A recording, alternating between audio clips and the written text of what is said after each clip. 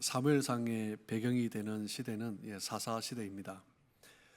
우리가 잘 알지만 사사 시대는 미래가 어떠한지 보이지 않는 굉장히 암울한 시대였습니다. 우리가 나누고 있는 사무엘상 1장은 바로 그런 시대에 한나를 통하여서 한나의 형편을 보여주면서 그런 시대가 어떤 시대인가 그것을 보여주고 있습니다. 당시 여인에게 아이가 없다라는 것은 미래에 소망이 없다라는 것입니다.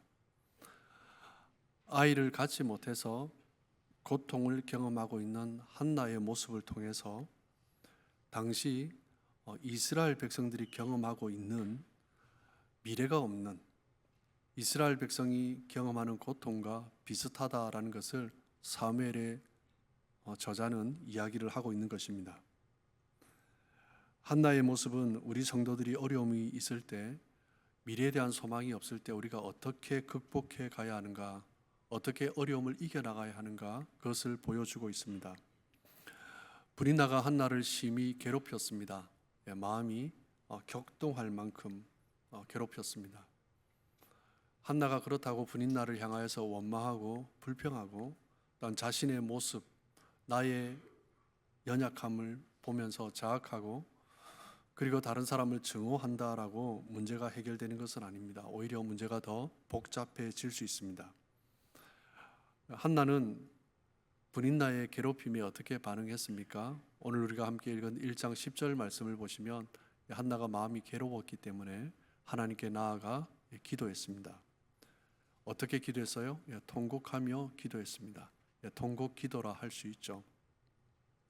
하나님 앞에 부르짖는 기도, 울부짖는 기도를 했습니다. 하나님께서 한국 교회를 부흥시켜 주셨는데 그 부흥에서 빼놓을 수 없는 것이 통성 기도입니다. 부르짖는 기도죠. 울부짖는 기도입니다. 한국 교회는 어렵고 힘든 시절 이 통성 기도, 부르짖는 기도를 선택했습니다. 그때 하나님께서는 세계에서 유례를 찾기 힘든, 기독교 역사에서도 유례를 찾기 힘든 그런 부흥을 한국 교회에 허락해 주셨습니다. 우리 그리스도인들은 어려움이 있을 때 어떻게 해야 됩니까? 기도로 이겨내야 됩니다. 우리 삶 속에 어려움이 있을 때 우리가 어떻게 반응하는가, 그것이 너무나 중요한 것입니다. 그리스도인은 모든 문제로 인하여서 하나님께 나아가야 되고, 하나님께 기도할 때 하나님께서 해결해 주시는 것을 경험하는 것이 우리 그리스도인의 모습입니다. 우리가 기도할 때 해결하지 못할 문제는 하나도 없습니다. 우리가 기도하면 하나님께서는 반드시 우리의 문제를 해결해 주십니다. 믿습니까? 한나가 기도하고 있었습니다. 여호와의 전 성전에서 기도했습니다. 그때 제사장 엘리가 그 기도하는 여인을 주목해 보았습니다. 13절 말씀을 보시면 한나가 속으로 말하며 입술만 움직이고 음성은 들리지 아니하므로 엘리는 그가 취한 줄로 생각한지라. 한나가 여호와의 전에 나와서 처음에는 울고 통곡하며 부르짖는 기도를 했습니다. 그러다가 시간이 점점 지나면서 또 조용히 또 기도하기도 했어요. 기도할 때 여러분 또 우리가 또 잘 이렇게 하지 않습니까? 기도할 때 입술만 움직이고 소리가 들릴 듯 말 듯 그런 기도를 했습니다. 한 여인이 자신의 삶의 문제로 뜨겁게 기도하고 그러다가 또 하나님 앞에 또 겸손히 속삭이면서 기도하고 있는데 엘리 제사장은 그 모습을 보면서 술에 취한 것으로 오해를 했습니다. 지금 우리의 상황에 보면 전혀 술 취한 것으로 오해할 상황이 아니죠. 제사장이 기도하는 여인의 모습을 보고 술에 취했다라고 오해한 것은 이 제사장의 영적 판단력이 얼마나 무뎌져 있는가, 그것을 잘 보여주는 것입니다. 백성들 가운데서 영적으로 가장 예민해야 되고 영적으로 가장 탁월해야 될 제사장이, 지도자가 영적으로 무뎌져 있었던 시대, 그 시대가 바로 한나가 살던 시대였습니다. 그리고 또 하나 생각해 볼 것이 있는데, 제사장이 여인이 기도하는 그 모습을 보고 술에 취했다고 오해할 정도면 이 여인이 난동을 피우는 것도 아니잖아요. 그냥 소리가 나지 않게 입술만 움직이면서 기도하는데 이것을 보고 술에 취했다고 오해할 정도면 당시에 하나님의 성전에서 술을 먹고 이리저리 다니는 사람들이 흔히 있었다라는 것을 우리는 충분히 짐작해 볼 수 있습니다. 또 그런 일이 일어났다, 또 그런 여인이 여기 있다라고 제사장은 판단을 한 거죠. 이 엘리 제사장의 반응은 당시 이스라엘 백성들이 하나님의 성전에서 어떤 자세로 예배를 드렸는가, 그것을 충분히 짐작해 하는 것입니다. 영적으로 무딘 제사장, 그리고 성전에서조차 술 취한 상태로 이리저리 뒹구는 백성들, 한나가 살고 있는 그 시대의 영적 상태가 얼마나 어두웠는가, 그것을 잘 보여줍니다. 이렇게 영적으로 무너져 버린 시대, 영적으로 참으로 암울한 시대에 하나님께서 한 여인을 등장시키셨습니다. 이 여인은 자신의 원통함을 가지고 하나님 앞에 나왔습니다. 자식이 없는 원통함 때문에 이 자식을 나에게도 갖게 해달라고, 나에게도 주십시오 하면서 하나님 앞에 나가서 기도하기 시작했습니다. 1장 5절 하반절을 보시면 뭐라고 합니까? 지금 한나가 하나님께 자식을 달라고 기도하는데, 그러나 여호와께서 그에게 임신하지 못하게 하시니, 한나가 임신이 안 된 것은 하나님이 못하게 하신 것입니다. 1장 6절에 보면 다시 반복해서 말을 합니다. 여호와께서 그에게 임신하지 못하게 하심으로. 자식을 달라고 기도하고 있는데 하나님께서 한나를 불임케 하신 것입니다. 하나님이 의도적으로, 한나는 지금 자식이 없는 것 때문에 원통해서 하나님 앞에 나와서 기도하는데, 사실은 하나님께서 의도적으로 한나를 임신하지 못하게 하셨다라고 반복해서 이야기를 하고 있습니다. 즉 자식을 갖지 못하는 이 한나의 원통함 안에는 하나님의 뜻이 숨겨져 있다라는 거예요. 하나님은 한나를 통해서 하나님의 뜻을 나타내길 원하셨습니다. 제사장의 영적인 리더십이 무너진 시대, 그 수많은 백성들, 수많은 남자들이라고 하죠. 하나님 앞에 나와 예배하는데 대표로 나가는 사람들입니다. 그 사람들조차도 정말 암울한 상태에 있는 그 시대에 하나님의 연약한 한 여인을 통해서 하나님의 뜻을 성취하시기로 결정하신 것입니다.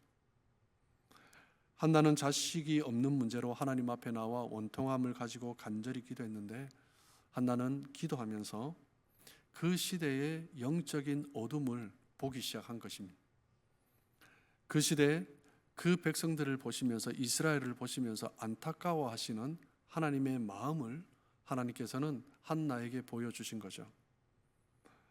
하나님은 불임 때문에 하나님 앞에 나와 기도하는 이 한나에게 무엇을 보여주시냐면, 이스라엘 백성의 영적인 불임 상태를 보여주신 것입니다. 하나님의 생명이 부어졌는데 그 생명을 통해서 새로운 생명이 잉태되고 새로운 생명의 역사가 일어나야 되는데, 생명의 역사가 일어나지 않는 이스라엘의 영적 불임 상태, 그것을 보여주신 거죠.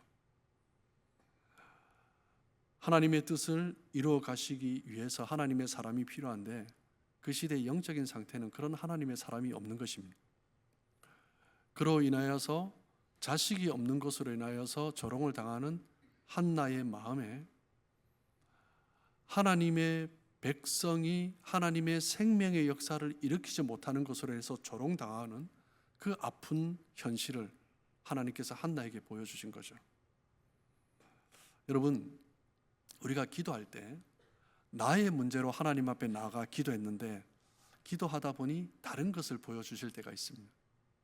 내 문제를 가지고 나왔는데 주변의 문제를 보여주세요. 때로는 나라와 민족의 암울한 영적 상태를 보여주실 때가 있습니다. 한나가 그래 했던 거죠. 예전에는 보지 못했는데 시대의 어두운 영적 상태를 한나는 기도하면서 보았습니다. 그래서 한나는 결정을 한 거예요. 아들을 주시면 그 아들을 하나님께 바치겠습니다. 한나의 기도는 아들을 달라라는 기도에서 아들을 드리는 기도로 바뀌어졌습니다. 자식이 없어서 고통하던 여인이 하나님이 자식을 주셔서 이 자식을 낳았습니다. 자식을 낳았는데 젖을 먹이죠. 젖을 떼자마자 하나님의 전에 바친다. 상상을 할 수 없는 것입니다. 사무엘, 한나가 얼마나 갖고 싶었던 자식입니까? 자식에 대한 엄마의 애착은 정말 강합니다. 그런데 오랫동안 갖지 못하고 있다가 자식이 없는 것으로 인해서 너무 원통한 삶을 살았던 여인이 자식을 갖게 되었는데 그 자식을 하나님께 드린다. 한나는 자식에 대한 모성애를 뛰어넘는 그 시대를 향한, 그 어두운 시대를 향한 책임감 때문에 하나님 앞에 나아간 것입니다. 사무엘을 출산하고 사무엘을 잉태하고 출산하고 그 젖을 떼는 순간 내 품에서 떠나보낸다. 상상을 할 수 있겠습니까? 하나는 그 시대에 대한 하나님의 아픔을 발견했습니다. 그래서 기도의 방향이 바뀐 거죠. 그래서 아들을 주시면 그 아들을 나실인으로 바치겠습니다라고 서원한 것입니다. 쉽지 않은 일이지만 한나의 그 용기 있는 결단을 통하여서 하나님께서는 그 어두운 이스라엘, 그 당시 시대에 이스라엘의 새로운 시대를 열어갈 수 있는 생명의 역사를 일으키는 한 사람을 세우신 것입니다. 그 인물이 바로 위대한 사사 사무엘이죠. 한나가 이렇게 쓰임받을 수 있었던 것은 무엇 때문입니까? 오늘 보면 사무엘상 1장 12절 말씀을 보시면 한나가 여호와 앞에 오래 기도하는 동안에 라고 표현하고 있습니다. 오래 기도했다. 하나님, 나의 원통함 때문에 너무 억울합니다. 아들이 없는 것 때문에 분인나가 나를 격동시킵니다. 나에게도 자식을 주십시오. 이게 그렇게 오래 기도할 제목인가 싶은 마음이 듭니다. 그런데 물론 하나님 앞에 마음을 토로하면서 이것 때문에 저것 때문에 힘듭니다라고 할 수 있죠. 그런데 여기에서 오래 기도했다라는 것은요, 하나님을 집중했다라는 것입니다. 하나님께 몰입한 것입니다. 한나는 자신의 고통 때문에, 나의 아픔 때문에 하나님 앞에 나와 기도했습니다. 나의 원통함과 억울함 때문에 기도를 시작했습니다. 그런데 그 기도가 잠깐 하고 일어나는 것이 아니라 오래 기도하면서 한나의 기도가 깊어지기 시작한 것입니다. 예수님께서 우리에게 기도를 가르쳐 주셨습니다. 그 기도 중에 어떤 기도의 원론이라고 할 수 있는 마태복음 7장 7절 8절 말씀을 보시면, 구하라 그리하면 너에게 주실 것이요, 찾으라 그리하면 찾아낼 것이요, 문을 두드리라 그리하면 너에게 열릴 것이니 구하는 이마다 받을 것이요, 찾는 이마다 찾아낼 것이요, 두드리는 이에게 열릴 것이니라.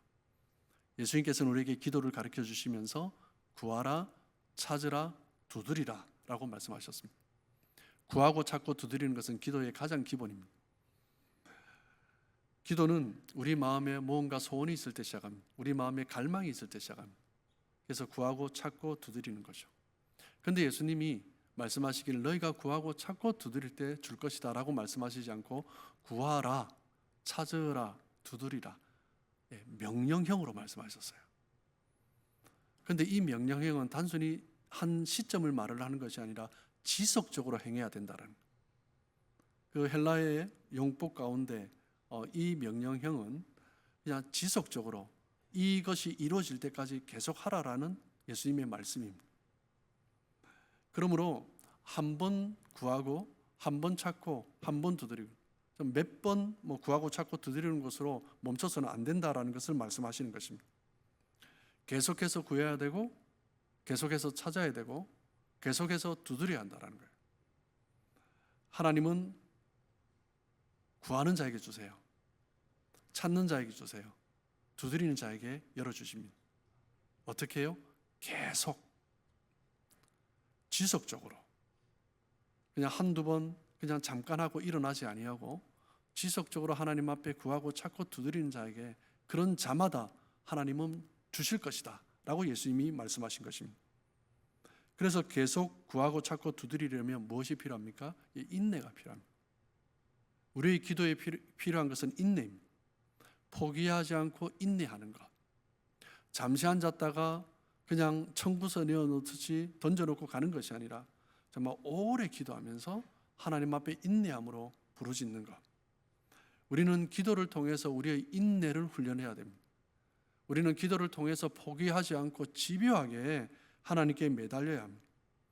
오랫동안 기도의 자리에 앉아 있는 것, 내가 구할 것 제목 탁탁 다 구했어, 그것이 아니라 오랫동안 정말 단순한 제목이라 할지라도 앉아서 기도하는 것, 그것이 필요하다라는 것을 예수님도 말씀하셨고 한나의 기도를 통해서도 우리는 볼 수 있는 것입니다. 학창시절 많이 들었던 말 중에 공부는 엉덩이 싸움이다 라는 말을 많이 들었습니다. 공부는 머리로 하는 것이 아니라 뭐로 하는 거라고요? 엉덩이로 하는 것이다. 근데 간혹 머리로 하는 사람이 있대요. 뭐 저는 해당되지 않지만 정말 간혹 천재적인 그런 사람이 있습니다. 그런데 대부분의 사람들은요, 엉덩이로 공부하는 것입니다.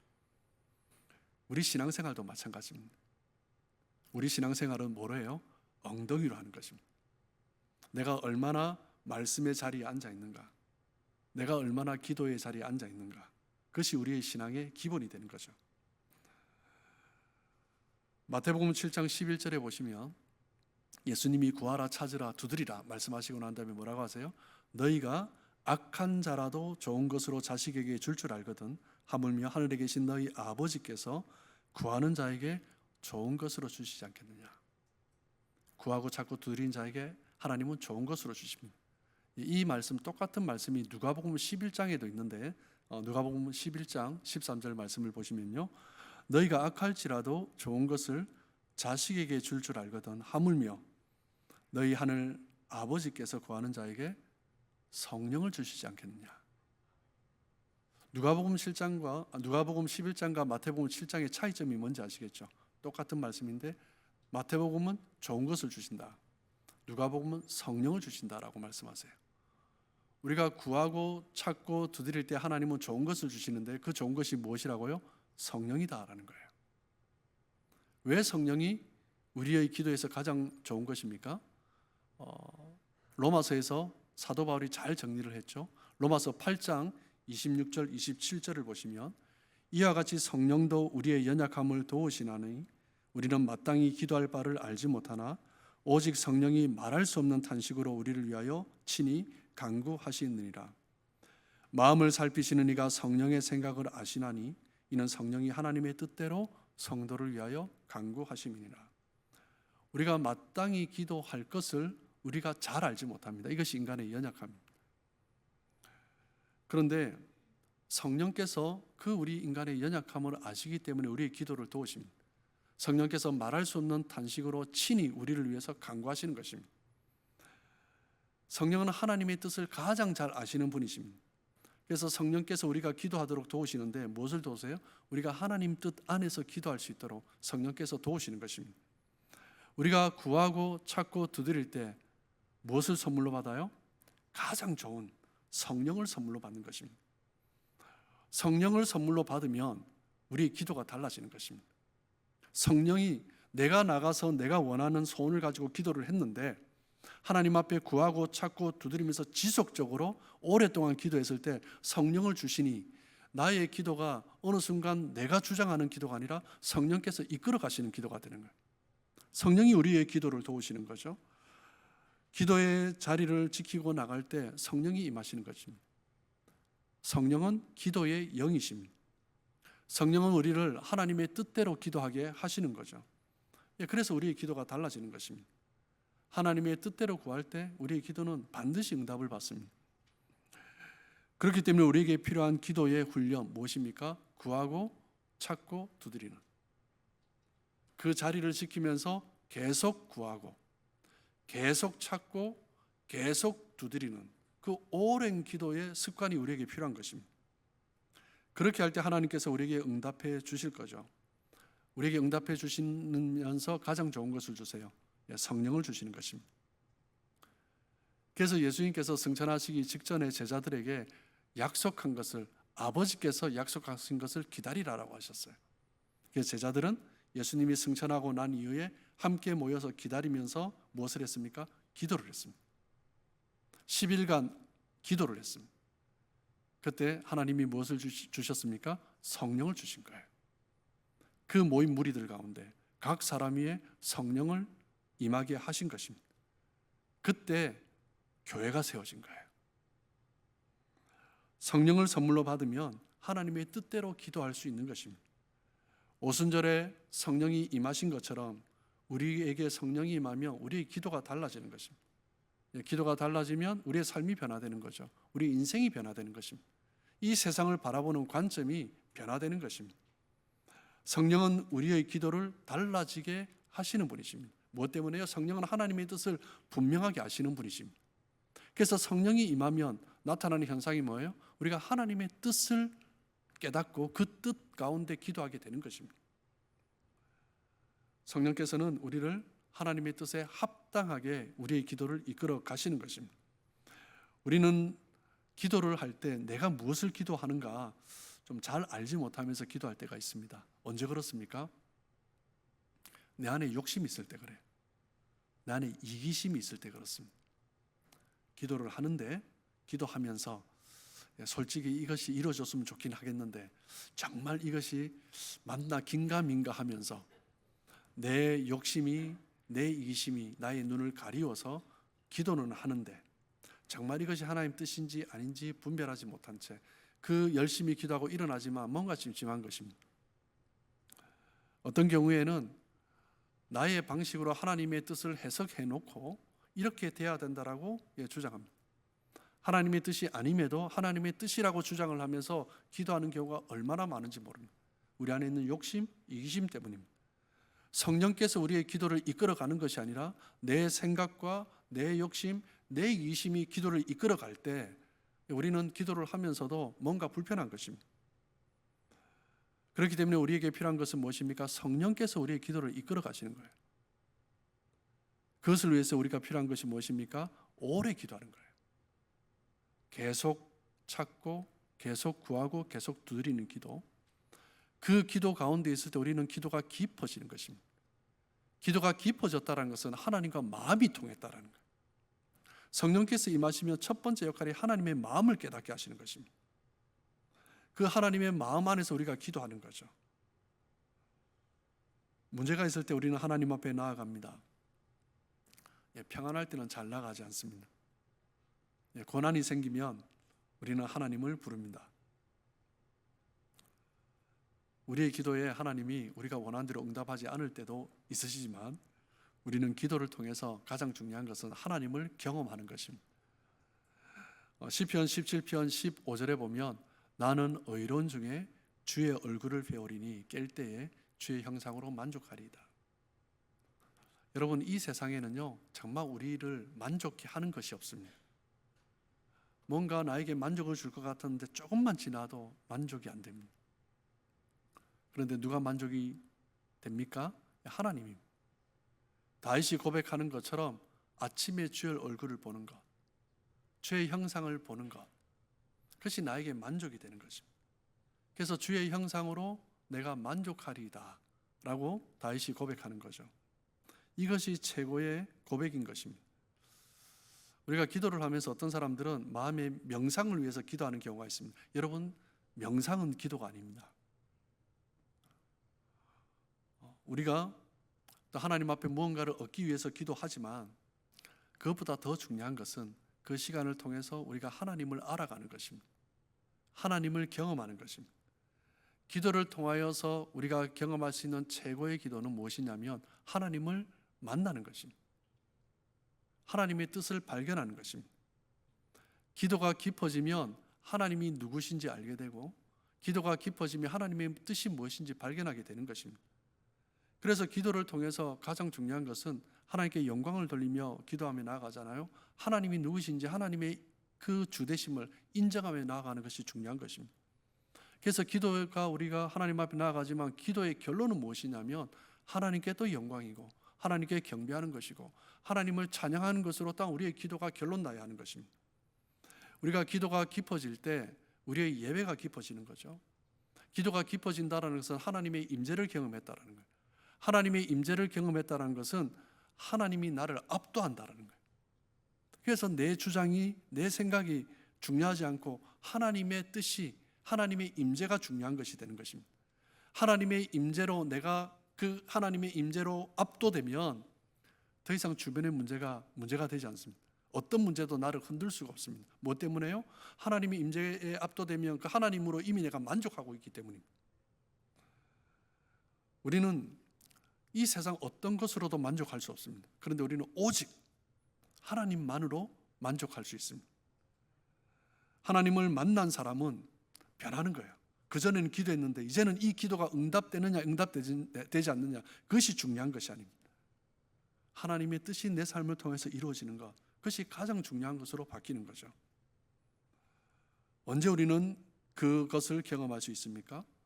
고통의 순간, 어려움의 순간이라 할지라도 그 문제를 가지고 하나님 앞에 나왔지만 그 자리에서 기도의 자리를 계속 지키며 나갈 때, 계속 하나님 앞에 찾고 구하고 두드리며 나갈 때 우리는 하나님을 경험할 수 있고 하나님 안에서 새로운 안목을 얻을 수 있는 것입니다. 하나님께서는 이런 우리의 어렵고 힘든 상황 가운데서도 하나님 우리를 만나기를 원하시고 우리가 하나님을 깊이 경험하기를 원하시는 것입니다. 우리가 하나님을 깊이 경험할 때 하나님의 뜻 안에서 우리의 깨달음 가운데 나아갈 수 있는 거죠. 한나가 고통의 문제로 인하여서 그 자리에 주저앉아 있지 않고 원망하고 불평하고 자학하고 있지 않고 하나님의 집에 나아가 하나님 앞에서 기도했습니다. 그 삶의 자리에서 주저앉아 있는 것이 아니라 하나님 앞에 나아가서 주저앉았습니다. 그때 이 여인이 변화된 것입니다.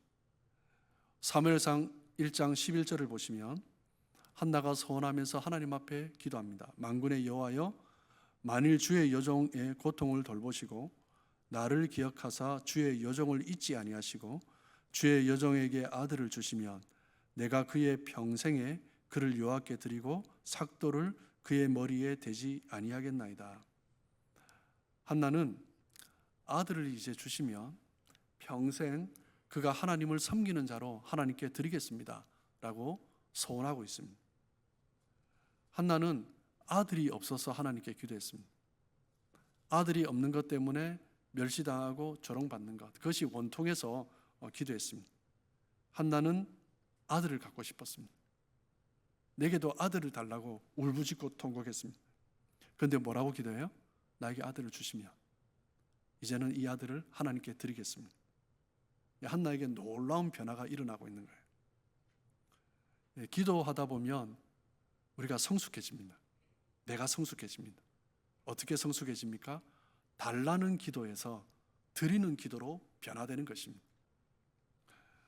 처음에는 하나님께 하나님 나의 마음을 알아주십시오 라고 기도를 했는데 계속 기도하면서 무엇을 깨닫게 되는 거예요? 하나님의 마음을 깨닫게 되는 것입니다. 깊이 기도하면서 하나님의 마음을 깨닫고 하나님과 통하게 되는 거예요. 다윗이 참 많은 범죄를 했지만 왜 하나님의 마음에 합한 자라고 불림을 받았습니까? 자신의 죄의 자리에서, 고난의 자리에서, 고통의 자리에서 하나님께 기도한 것입니다. 때로는 침상을 다 적실 만큼 하나님 앞에 기도한 것입니다. 그 하나님의 마음을 깨달아 알았기 때문에 하나님의 마음에 합한 자로 부름을 받을 수 있었던 것입니다. 내가 기도하는 것보다 더 중요한 것이 있다라는 것을 기도의 자리를 지키는 자에게 하나님께서 깨닫게 하시는 것입니다. 그것이 기도의 성숙이고 신앙의 성숙인 것입니다. 한나는 자신이 원하는 아들을 주시는 것만을 위해서 기도한 것이 아니라 이제 아들을 하나님께 드림으로 이 아들이 하나님 앞에 쓰임 받는 헌신 뿐만 아니라 내가 아들을 드리는 헌신을 하나님 앞에 드리겠습니다 라고 기도하는 것입니다. 한나는 고난 때문에, 고통 때문에 하나님 앞에 나아갔지만 기도하면서 오랜 시간 그 자리에 앉아 있으면서 통곡하고 울부짖고 때로는 힘이 없어서 그냥 입술만 조곤조곤하게 기도를 하지만 점점 한나의 기도가 깊어지기 시작했습니다. 그러면서 깨달은 것은 하나님께서 지금 원하시는 것이 무엇인가, 그것을 깨달은 것입니다. 지금 이스라엘 백성들 가운데 하나님께서 원하시는 것이 무엇인가, 그것을 깨달은 거죠. 여러분, 우리는 우리의 문제의 해결을 위해서 하나님께 기도합니다. 우리의 모든 문제를 오직 하나님만이 해결해 주실 수 있습니다. 그런데 그것보다 더 중요한 것은 우리는 오직 하나님으로만 만족할 수 있습니다. 누가 하나님으로 인해서 만족할 수 있습니까? 내 안에 찾아오시는 하나님을 깊이 경험할 때 우리는 하나님을 만족하는 것입니다. 하나님만으로 만족하는 것입니다. 하나님만을 만족하는 그 경험을 하면 다른 것이 더 이상 문제가 되지 않습니다. 나의 기도의 자리에서 하나님으로 인해서 만족을 경험하는 여러분 되시길 주님의 이름으로 축복합니다. 하나님 안에서 만족을 누리면 내가 원하는 것을 하나님께서 주셔야 합니다 라는 구하는 자리에서 하나님이 원하시는 일이라면 기꺼이 내가 이런 삶을 살아가겠습니다 라는 헌신하는 모습으로 변화되는 것입니다. 사랑하는 성도 여러분, 하나님께서는 우리를 기도하게 하시고 우리의 기도를 통해서 우리를 사용하십니다. 기도를 통해서 하나님을 만나시길 축복합니다. 정말 단지 그냥 기도의 자리에 잠깐 왔다 가는 것이 아니라 계속 구하고 찾고 두드리는, 오래 기도하는 그 훈련을 우리 삶에 익힘으로 우리의 기도의 자리에서 하나님을 경험하고 하나님으로 만족하고 어떤 문제 가운데서도 넉넉히 승리하는 우리 사랑하는 성도님들 되시길 주님의 이름으로 축복합니다.